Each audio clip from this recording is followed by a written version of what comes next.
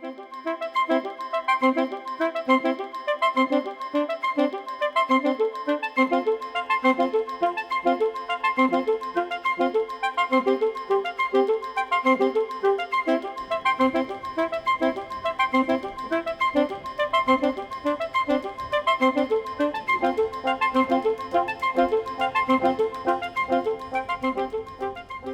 la thématique du vivant, nous avons souhaité vous proposer en fait plusieurs pratiques éclectiques et complémentaires qui soutiennent le vivant comme un écosystème à préserver. Un écosystème naturel, évidemment, matériel, nourricier, un écosystème productif, artisanal, industriel, un écosystème humain, un écosystème culturel qui s'inscrit dans un cadre urbain ou rural.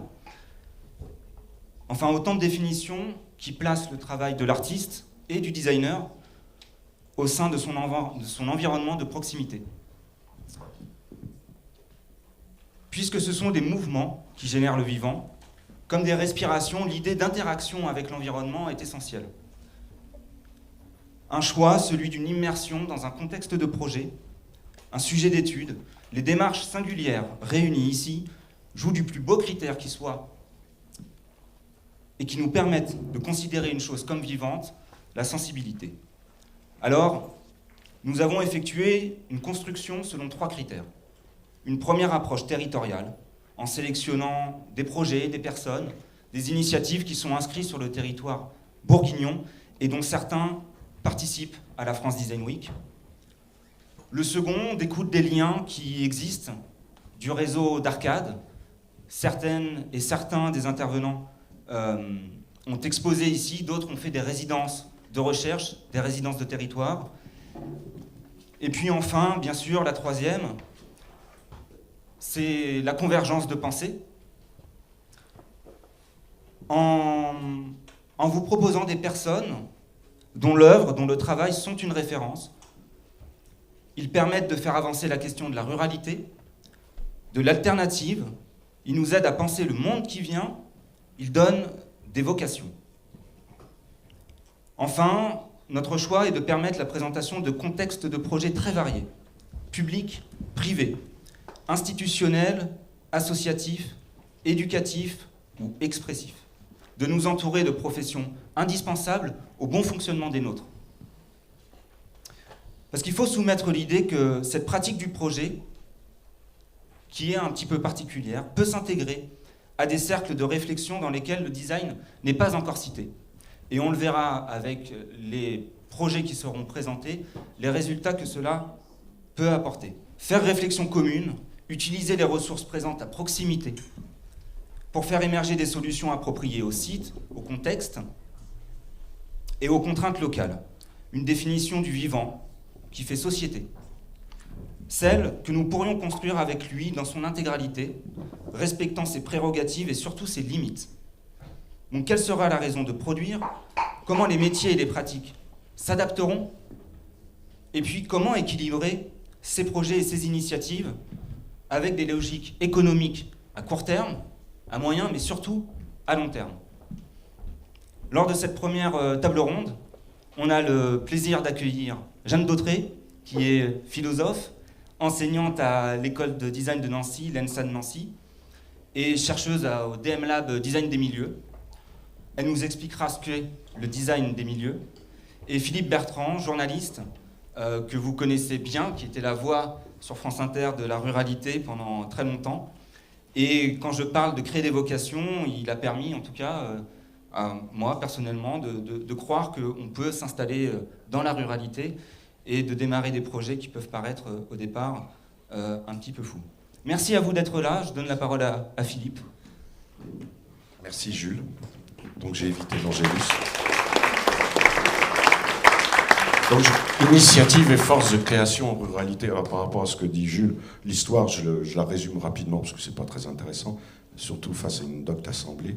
Je suis un élément un peu rapporté extérieur à vos travaux, à vos engagements. Quoique, si on parle de ruralité, donc il y a 17 ans, une direction avait dit ce serait bien que tu prennes ce créneau et que tu parles des régions pour pas être trop parisien, parce qu'il y a des émissions à France Inter qui sont très parisiennes, un peu étiquetées. Puis il y avait le jeu des 1000 €, sexagénaire maintenant, largement sexagénaire.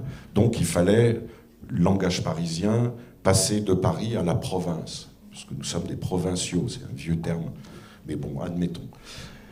Et puis les choses se sont engagées très rapidement. L'avantage de la radio, c'est que c'est un outil très interactif. Enfin, à l'époque, ça l'était. Maintenant, on met des caméras partout, ça l'est beaucoup moins.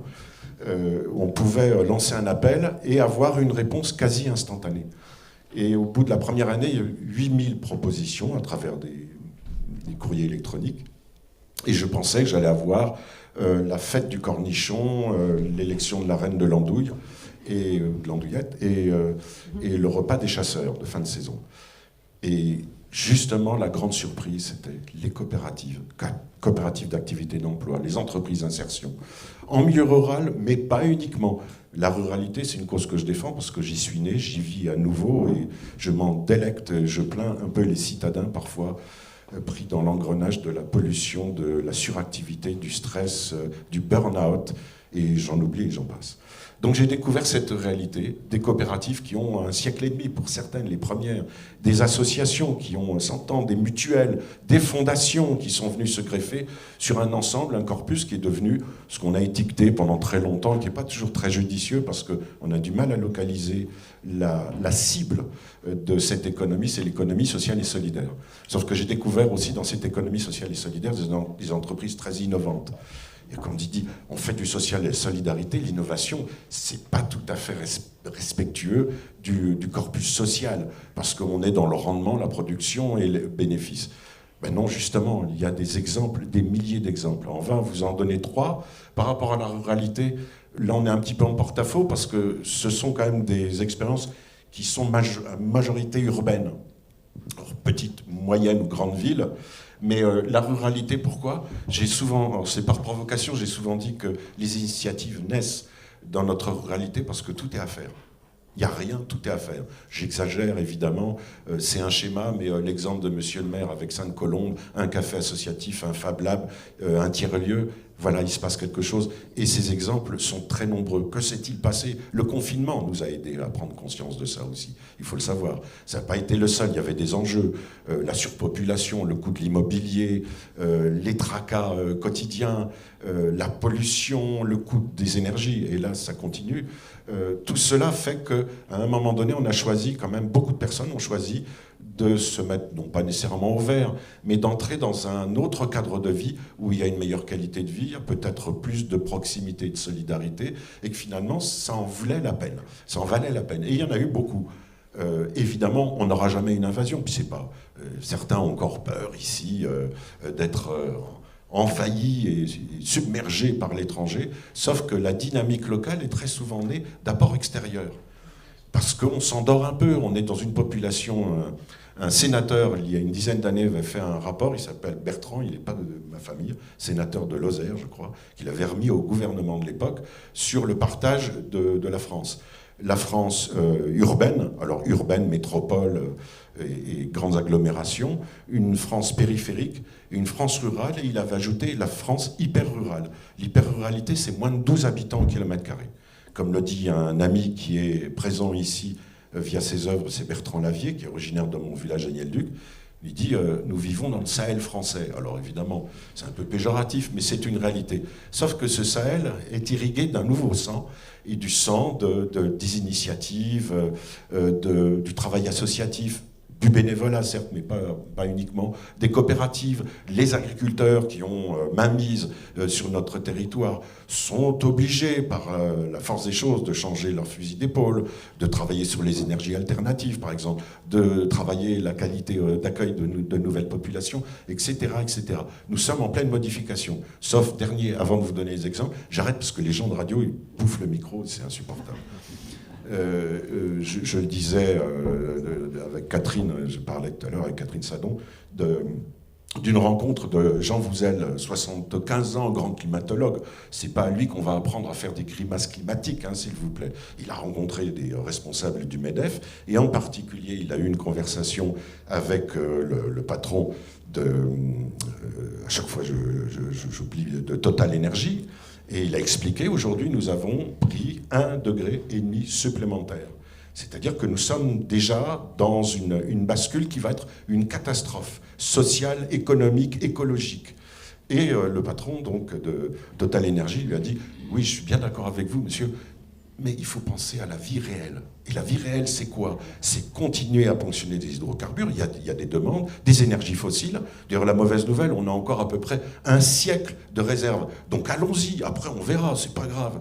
Et on va droit dans le mur. Et Jean Jouzel disait, si on continue à ce rythme-là, dans 15 ans, nous allons prendre 3 à 4 degrés supplémentaires. Je ne vous dis pas dans quel état nous allons vivre sur tout ce qui vous concerne, l'alimentation, le logement, le déplacement, la santé, tout ce qu'on peut avoir comme service qui risque d'être évidemment marqué par cette catastrophe. C'est une véritable catastrophe et nous ne sommes plus au pied du mur, mais nous sommes vraiment dans le mur, comme les dessins animés de Tex Avery. C'est le lapin qui traverse le mur, il y a sa silhouette qui se dessine, bah c'est nous.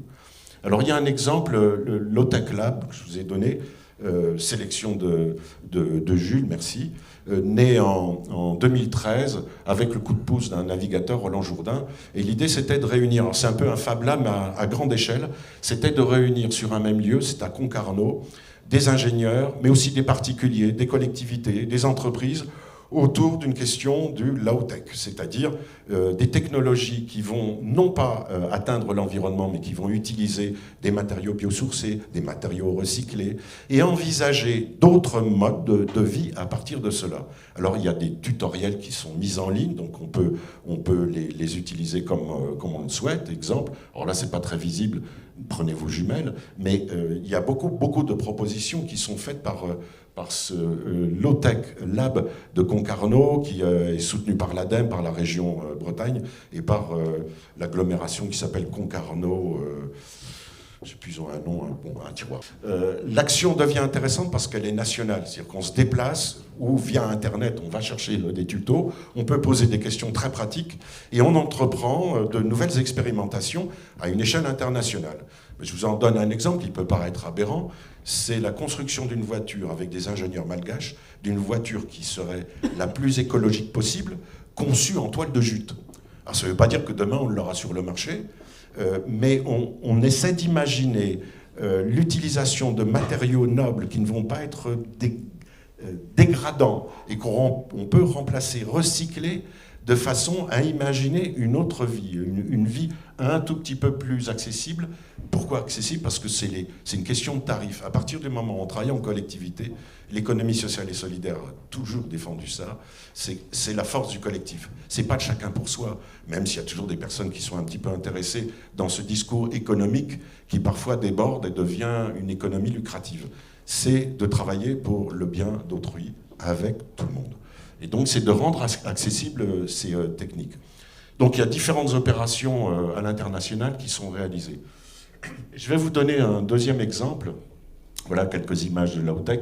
Alors, il y a eu la construction d'un bateau avec Roland Jourdain qui a sillonné les mers pour essayer de répertorier toutes les nouvelles technologies qui entraient dans ce principe de résilience, de développement durable et d'accessibilité. Une tiny house aussi qui a été conçue en version énergie zéro, avec de nouveaux matériaux, enfin des matériaux naturels, et ainsi de suite. Donc il y a beaucoup de réalisations qui sont faites.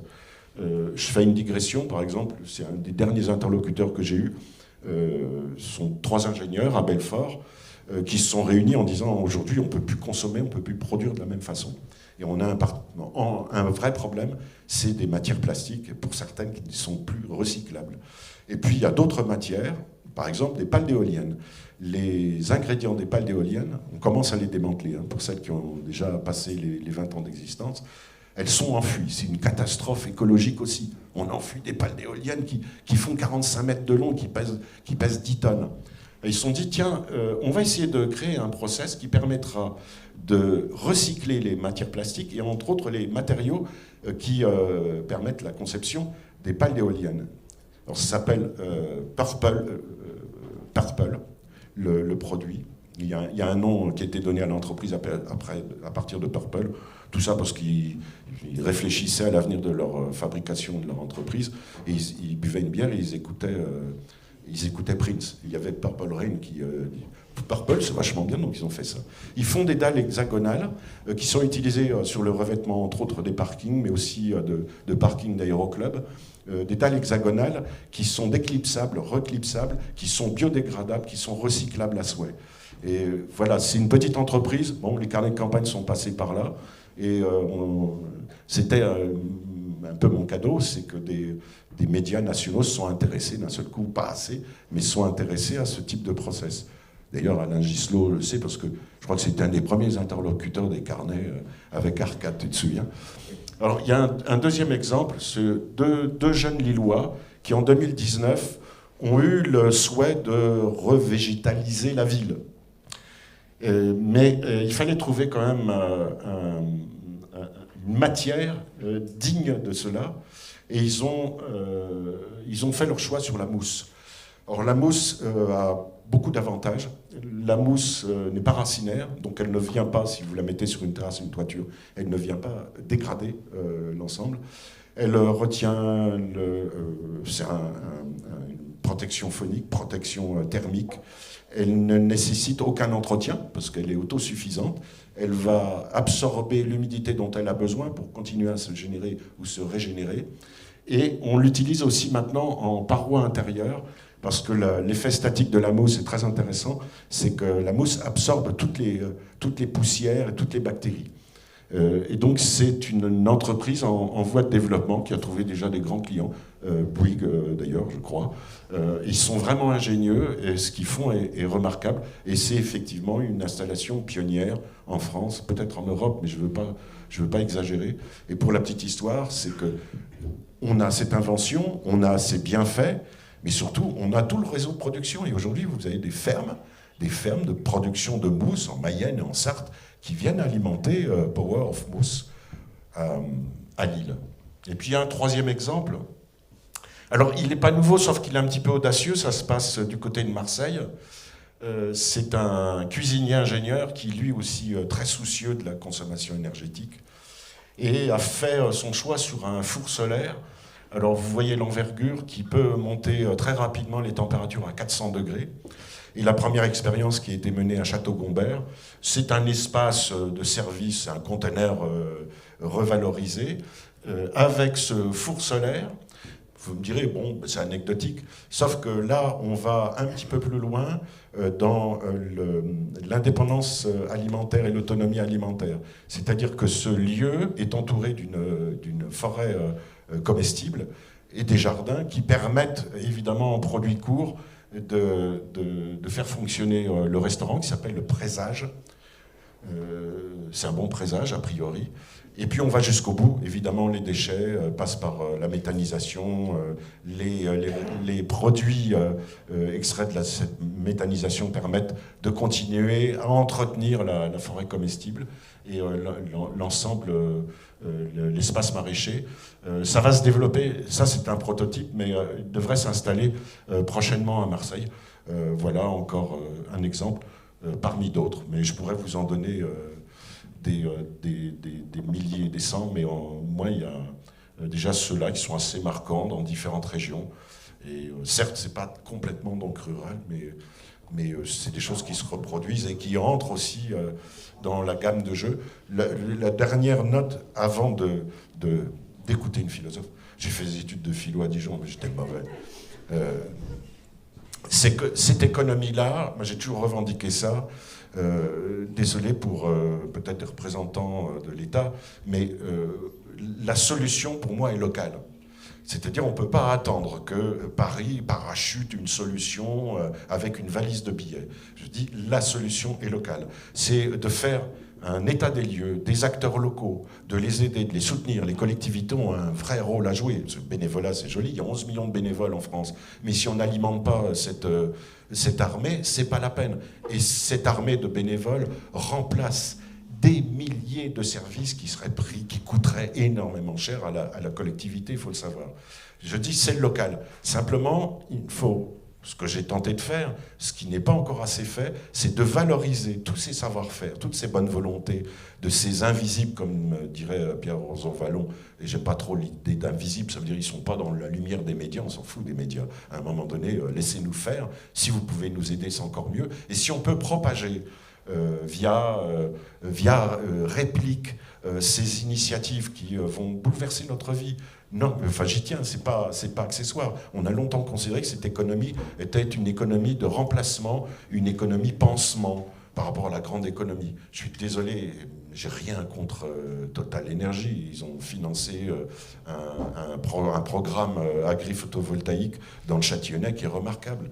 Mais quand on tient ce discours, alors qu'il y a des urgences aujourd'hui, des urgences sociales, des urgences climatiques, écologiques et économiques, il faut quand même réfléchir. Soyons conscients de ça. Je sais que vous l'êtes, mais voilà. J'ai terminé. J'étais un peu long.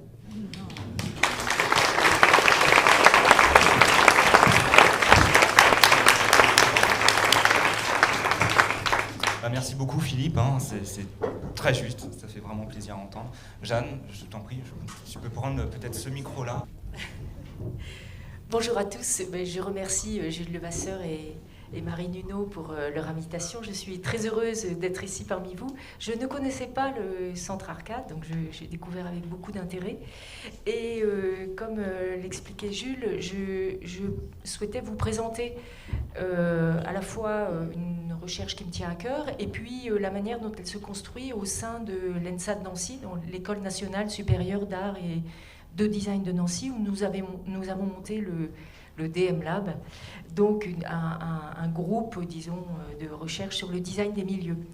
Et donc les 4 ouvrages à gauche, là, sont les travaux que j'ai dirigés dans le cadre de ce DM Lab, qui sont portés par l'énergie collective des artistes, des designers, des étudiants et des collègues qui participent à cette réflexion. Oui, tout à fait. En fait, on a mis en place une petite scénette avec du volume. Chaque intervenant a apporté du volume. Et vous pouvez tout à fait consulter les livres et regarder les objets ensuite. Voilà, je voulais juste faire cette parenthèse. Oui, voilà. N'hésitez pas à les prendre. Ça ne fait rien s'il y a des traces de doigts dessus. C'est fait pour être lu et pour interagir avec des lecteurs. Alors, le design des milieux, qu'est-ce que c'est ? En fait, le contexte de cette réflexion sur les milieux, c'est bien évidemment, comme l'ont rappelé les intervenants précédents, la crise de ce design au début construit par rapport à des objectifs industriels, les objectifs de la montée en puissance de la production, de la société de consommation, et une crise qui a été marquée dès les années 70 par à la fois le rapport Meadows, donc sur les limites de la croissance, et par des figures telles que Victor Papanek, qui s'en était pris violemment à ce qu'il appelait le néo-freudisme petit bourgeois du bel objet.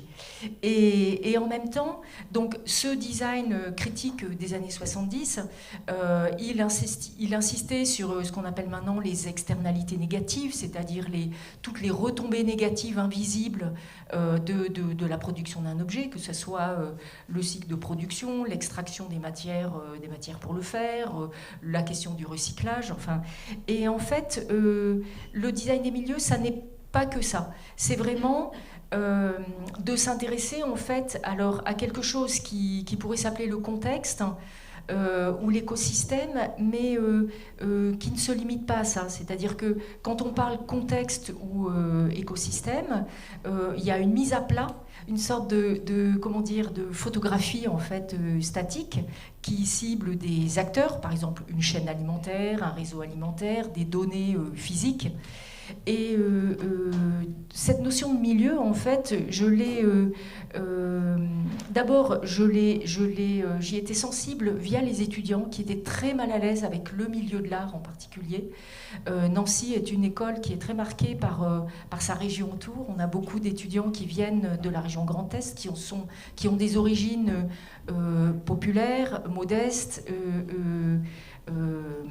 rurales aussi, et donc qui me disaient toujours « Oh là là, nous, on ne se sent pas de rentrer dans le milieu de l'art contemporain ».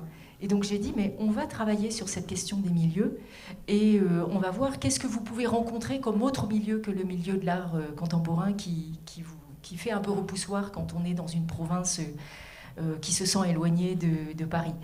Et en fait, alors intellectuellement, il y a des auteurs qui sont vraiment importants pour cette notion des milieux. C'est Johann Uexküll, biologiste allemand du début du XXe siècle, qui a développé la notion de milieu animal. Et en fait, le milieu, si vous voulez, c'est l'écosystème dans toute sa dimension, sa richesse naturelle et sociale, c'est-à-dire au sens où les vivants font société, mais en même temps, c'est l'écosystème organisé depuis un point de vue. Uexküll disait, voilà, il prenait une pièce, il disait, cette pièce, c'est à la fois le milieu d'une mouche, c'est le milieu d'un chien, c'est le milieu d'un homme. Et qu'est-ce que voit une mouche dans une pièce ? Une mouche, par exemple, s'il y a un plat de viande sur la table, elle va le voir. S'il y a des fruits, elle va les voir. Mais les chaises, les tables, pour elle, ça ne compte pas.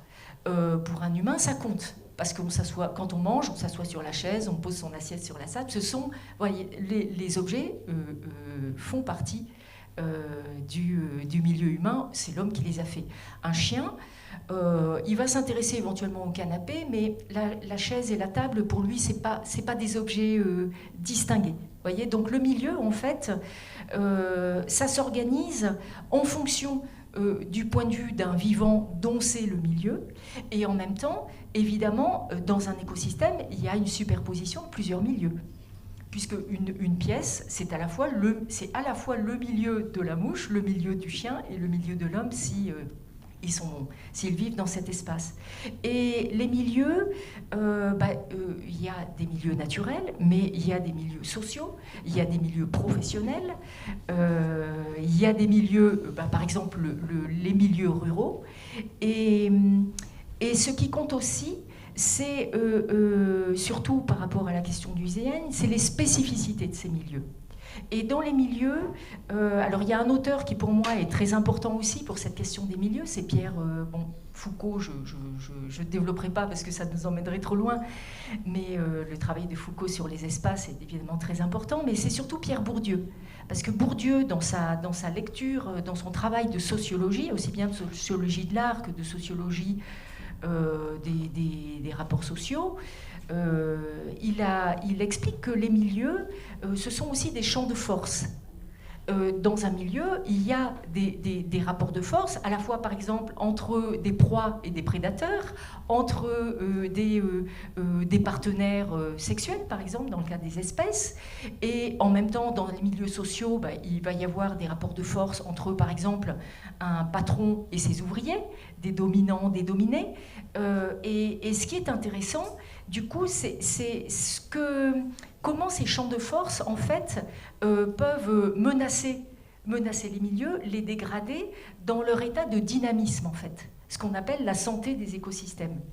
Et ce qui est important par rapport à cette question du design, c'est la place que, via en fait toute cette énergie en fait qu'on a développée collectivement à Nancy, la place qu'y prennent les artistes et les designers, à la fois dans leur capacité d'analyse et de repérage en fait du fonctionnement de ces écosystèmes et leur capacité à intervenir. Et c'est là que la question des objets est importante. Parce que dans les milieux, il n'y a pas que des matériaux, de la nourriture, tout ce que j'ai analysé avant, des relations humaines, il y a aussi des objets. Et les objets, en fait, alors objets au sens large, objets, ça peut être une architecture, les objets sont aussi vecteurs de ces champs de force. Et ce qui est important, c'est donc la qualité des forces attachées aux objets et la manière dont un artiste ou un designer qui a un intérêt pour cette dimension des milieux va du coup appréhender l'ensemble de ces composantes du milieu. Et comment du coup, et là il y a un auteur qui est important aussi, c'est Gilbert Simondon, philosophe de la technique, mais aussi très beau penseur de l'individuation, de l'inventivité. Et il a un concept qui pour moi était très important, c'est la notion de métastabilité. Il dit, voilà, un système vivant, c'est pas un système à l'équilibre, où les rapports de force sont neutralisés, c'est un système qui est capable de se régénérer. Et Et en fait, intervenir en tant que designer dans les milieux, c'est agir pour régénérer des milieux qui seraient dans des états de stagnation, comment dire, de dégradation, de paralysie. Et à Nancy, alors on a été amené via tous les partenariats qu'on a eus à travailler assez rapidement avec les milieux du soin, mais je ne développerai pas parce que Sophie Larger va développer cette dimension-là, donc je pense qu'elle le fera très bien et de manière qui correspond tout à fait à la manière dont on investit aussi la question. Mais on a du coup des collègues qui travaillent beaucoup avec les hôpitaux du Grand Nancy. Et donc se dire, voilà, quel milieu c'est, voyez, en quoi est-ce qu'un hôpital, qu'est-ce que ça change à un hôpital que de le penser comme un milieu. Et en fait, les étudiants, donc de par aussi leurs origines personnelles, le métier de leurs parents, de leurs grands-parents, nous ont assez rapidement attirés vers la ruralité. Et donc, je voulais vous proposer 3 exemples. Donc, si c'est possible alors, peut-être le premier, Samuel Tomatis d'abord. Voilà, juste, bon, ça n'est pas un étudiant de Nancy ni un collègue, mais c'est quelqu'un que j'ai découvert via le prix de la Bourse Agora et qui développe un travail qui, pour moi, est un travail très intéressant du point de vue des milieux. C'est un travail sur les algues. Et sur les algues qui sont un énorme problème écologique en Bretagne avec les algues vertes, mais aussi par exemple dans les Antilles avec les sargasses.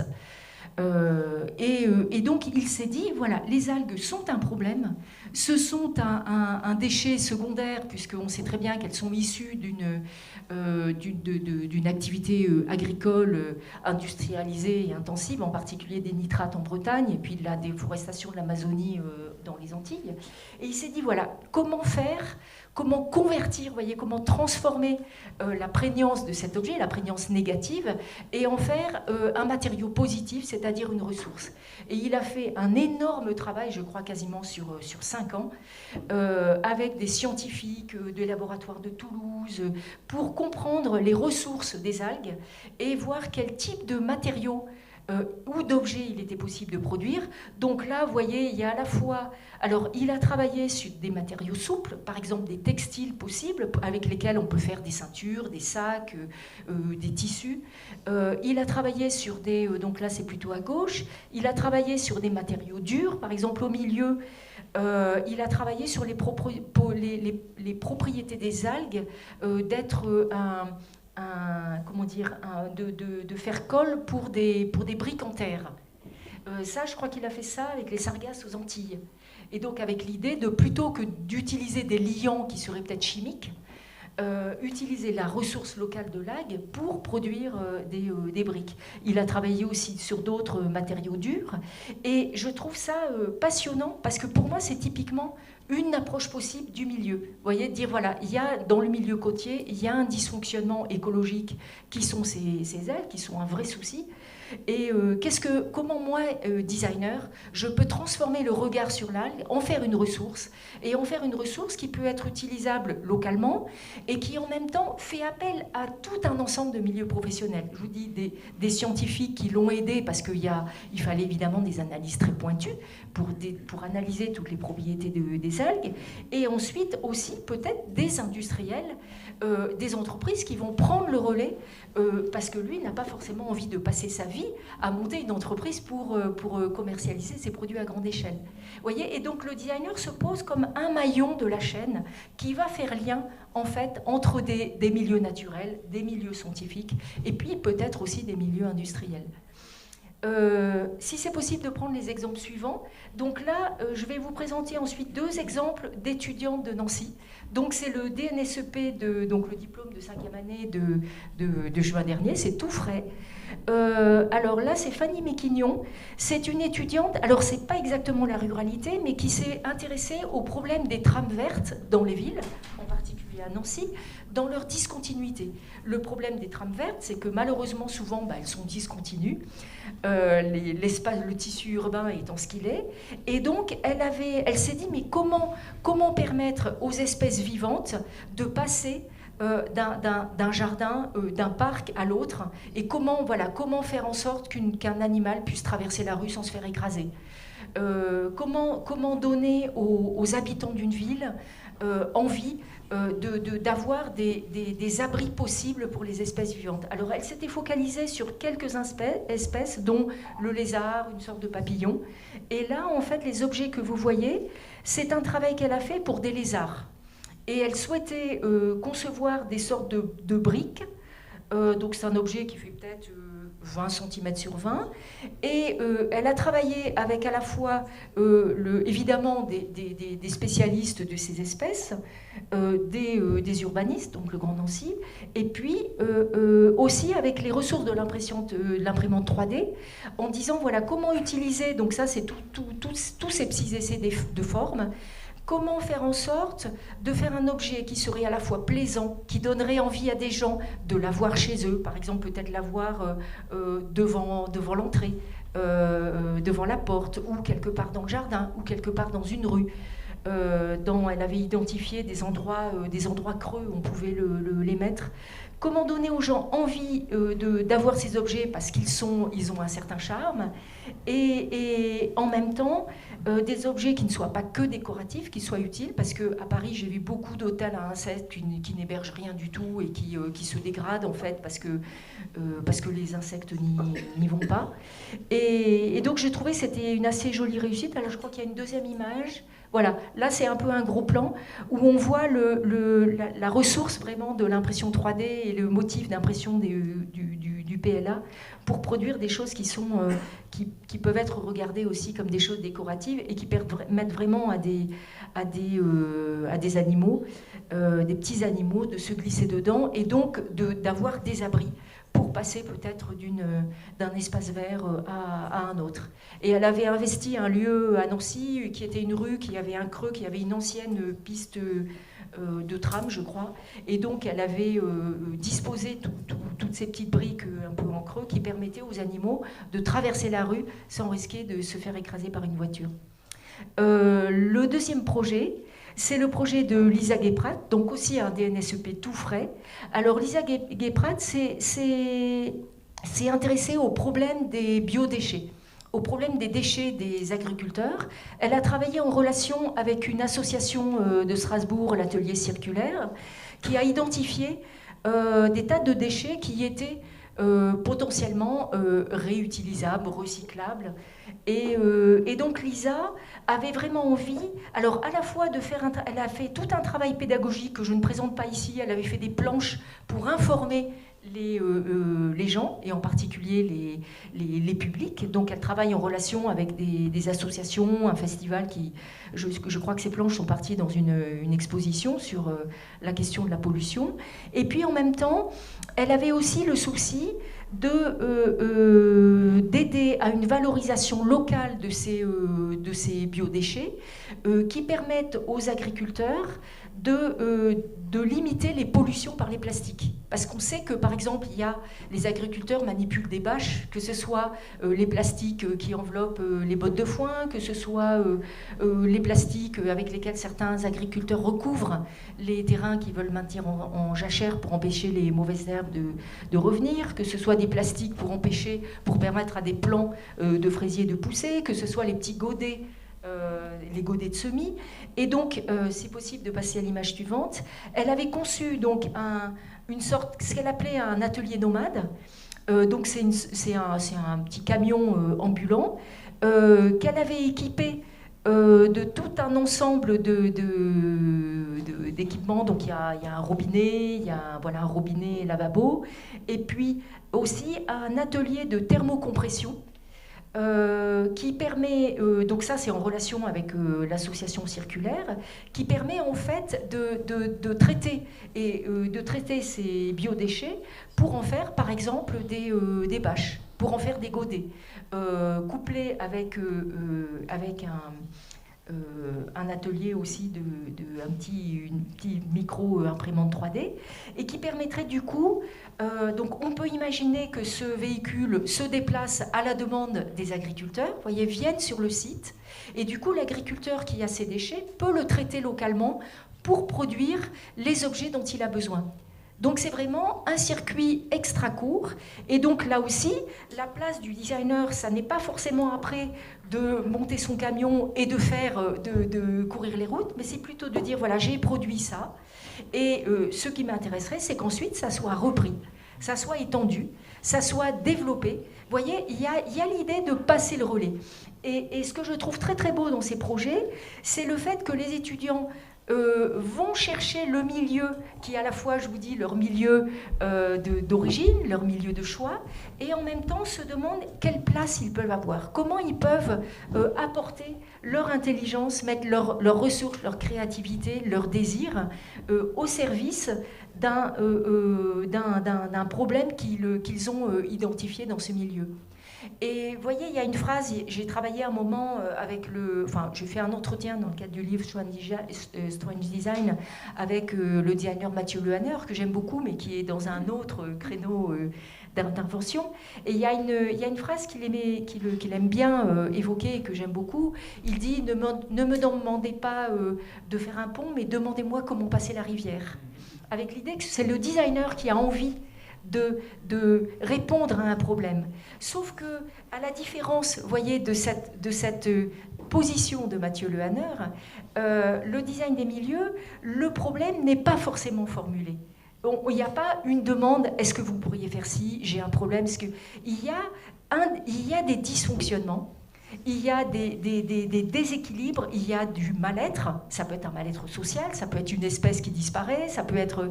Et en fait, ce que j'apprécie beaucoup quand je vois les designers qui travaillent dans les milieux, c'est l'intelligence qu'ils ont. Une intelligence à la fois de diagnostic, d'intuition, une intelligence à agir à un niveau de micro, quasiment je me rappelle à un moment, il y avait des architectes qui revendiquaient la micro-architecture, l'architecture d'acupuncture. Vous voyez, cette capacité quelquefois millimétrique à déplacer des choses qui font qu'ensuite il y a un système de domino qui fait qu'on arrive à produire des grands effets par des petits déplacements. Voilà. Non, c'est bon, je m'arrête là.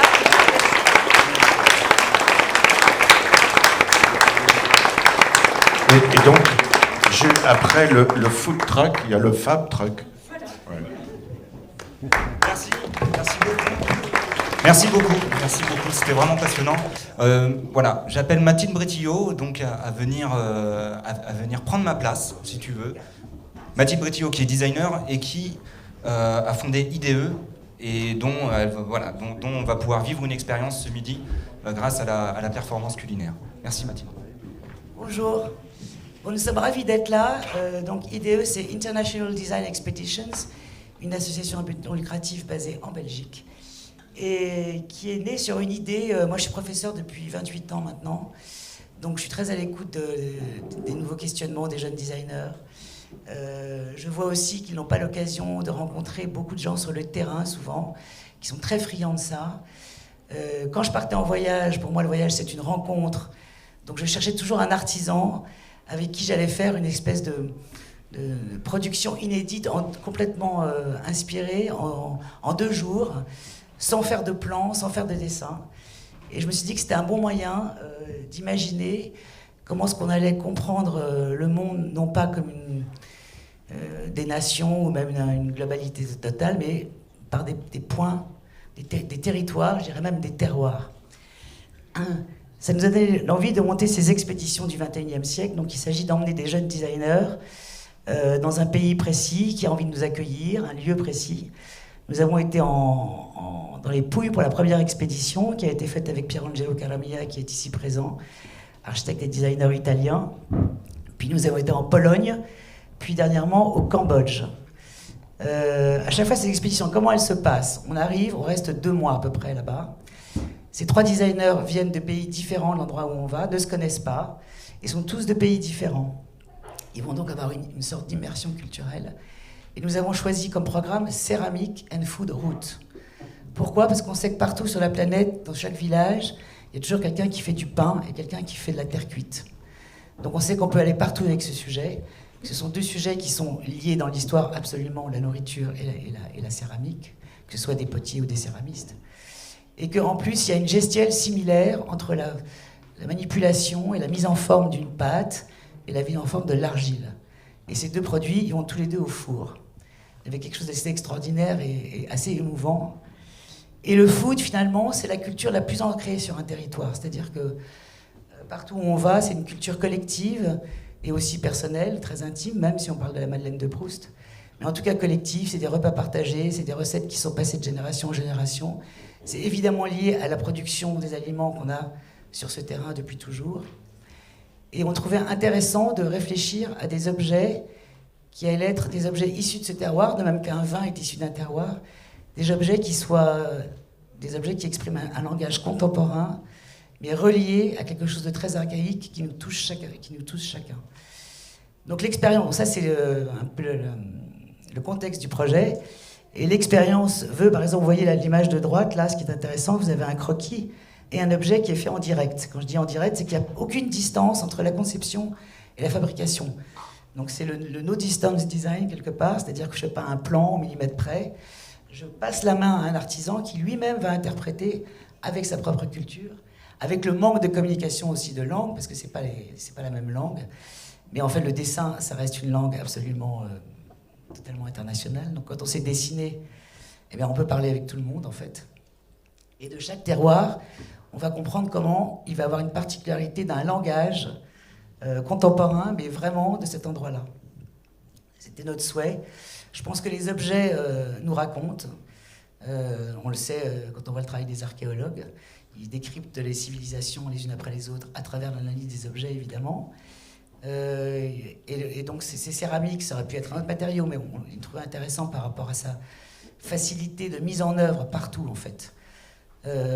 Nous permettent de voir comment on se met en contact, donc des designers internationaux qui ne connaissent pas un territoire, comment ils se mettent en contact par le faire et par la perception qu'ils ont, puisqu'ils ont passé 2 mois, donc au moins 15 jours à arpenter, à manger des tas de choses, à visiter des champs, des musées, à écouter des spécialistes parler de l'histoire culturelle du lieu. Ils vont donc développer ces objets de manière très intuitive, finalement. C'est vrai que les designers sont des gens qui sont très perméables, ils perçoivent sûrement tout ce qui se passe, et parfois c'est plus facile pour eux de le transcrire par le dessin que par les mots. Donc là, vous avez quelques exemples d'objets qui dépendent de chaque expédition. Et nous avons à chaque fois exposé, lors d'un événement culinaire dans chaque pays où on était. On fait aussi un workshop dans une école à chaque fois qu'on fait une expédition dans un pays. Alors en général des écoles d'art et de design, mais par exemple au Cambodge, pas du tout, c'était plutôt des ateliers avec des écoles de hospitality, c'est-à-dire des associations qui forment les jeunes filles pour pouvoir travailler dans les hôtels, parce que c'était à Siem Reap et qu'évidemment c'est éminemment touristique, donc il y a du travail dans le tourisme. Donc Marc Bretillo, que vous allez connaître mieux aujourd'hui, a fait des workshops avec la Bayeux School of Design, avec plusieurs écoles, de Pierre Dubrul a fait une grande école au Cambodge aussi. Mais sinon on était avec la School of Form en Pologne, et avec le Politecnico di Bari dans les Pouilles, qui a été avec la Fondation Martel, les 2 premiers qui nous ont fait confiance et qui nous ont permis de lancer ces expéditions. Nous avons aussi fait un workshop à Cognac, d'ailleurs, en plein confinement. C'était le seul endroit où on pouvait espérer faire quelque chose. Et là, on avait invité des étudiants et alumni de 3 écoles, l'ENSA de Limoges, l'école Camondo, où j'enseigne à Paris, et l'ENSA de Saint-Étienne. Une semaine de workshop fantastique sur le pollen et l'iode. À chaque fois, il y a une sorte de thème. J'essaie d'aller vite, mais en fait, je pourrais parler pendant des heures parce qu'il se passe tellement de choses. Donc, c'est plutôt des fêtes, mais je vais peut-être revenir maintenant à la pensée derrière tout ça. Finalement, c'est une plateforme, c'est un mouvement qu'on essaye d'instaurer qui serait évidemment par le faire, mais le faire inspiré. Qu'est-ce que l'inspiration ? Et puis, il y a cette question d'appartenance qui est très importante aujourd'hui, qui est une vraie recherche, surtout pour plein de gens qui déboulent dans nos pays, qui ne savent pas, qui n'appartiennent plus à un lieu, à un milieu, comme vous disiez tout à l'heure. Et que quand on voit tous les mouvements de population qu'il y a eu dans l'histoire, avec une accélération absolument incroyable, quand on va voir le musée de l'Homme à Paris, on voit que Ça a mis 3000 ans à ce que d'Afrique, on passe de la couleur noire à la blanche chez nous pour s'acclimater au climat. Mais l'évolution technologique aujourd'hui ne fait pas 3000 ans, elle est bien plus compressée. Et donc l'appartenance, ce qui est intéressant, je pense, c'est de comprendre qu'en fait on appartient tous à cette planète, mais qu'elle est riche en multilangage, en multi-expression, et qu'il faut mettre le doigt là-dessus, et qu'il faut l'exprimer pour qu'on puisse être en mouvement tout le temps, quoi, vivons finalement. Pourquoi les artisans? Parce que et un designer, c'est deux personnes ensemble qui arrivent à mettre en place cet échange de culture, de langage, de capacité à penser les objets, soit par le faire, soit par la conception. Et aujourd'hui, alors je remercie beaucoup Marine, alors je vous raconte comment on est arrivé ici quand même, parce que c'est toujours des histoires assez magiques. Donc Marine m'appelle un jour en me disant, voilà, je vais faire une exposition sur le voyage, est-ce qu'on pourrait montrer quelque chose des expéditions? Je lui dis, une exposition c'est bien, mais nous on aimerait bien faire quelque chose, parce que c'est ce qu'on aime, c'est faire des choses, pas uniquement montrer ce qu'on a fait, même si on le fait évidemment. Et donc petit à petit on a monté cette idée. Donc il y avait Marc Bretillo, il se trouve a ouvert un restaurant à Vézelay, donc il est maintenant en Bourguignon. Marcella Paz, qui est chilienne, est basée à Semur en Auxois. Et donc on a commencé à monter ce concept qui s'appelait D'une main l'autre. Donc ils sont que deux. Ils ont construit vous allez voir dans le film réalisé par Gilles Couder, un four archaïque, c'est-à-dire enterré. Et ils ont imaginé tout ce que vous allez pouvoir déguster aujourd'hui autour de cette idée. Vous verrez dans le film d'ailleurs, ils se parlent très peu, c'est assez amusant. Et donc, vous allez voir ça aujourd'hui. Ça s'appelle D'une main à l'autre. Ce projet, c'est un peu le film de la jeunesse de Hyde, c'est-à-dire la similitude entre le travail de la pâte et de l'argile avec le feu, qui est le troisième personnage de cette main à l'autre, parce que c'est quand même assez incroyable. En Chine, par exemple, quand vous allez voir les fours impériaux, il y a une sorte d'autel, un dieu, je ne sais lequel, où on fait une sorte de prière ou de recommandation avant de mettre les objets au four, parce que le feu va avaler tous ces objets, et on espère que ça va bien se passer. Parce qu'évidemment, tout peut buter. Donc c'est quelque chose un peu mystique aussi. On a fait cet événement aussi grâce évidemment à la PCI, et notre ami Laurent Destré, qui nous soutient depuis longtemps, et qui a coproduit le film avec Gilles Couder et les productions après, ainsi que Miam.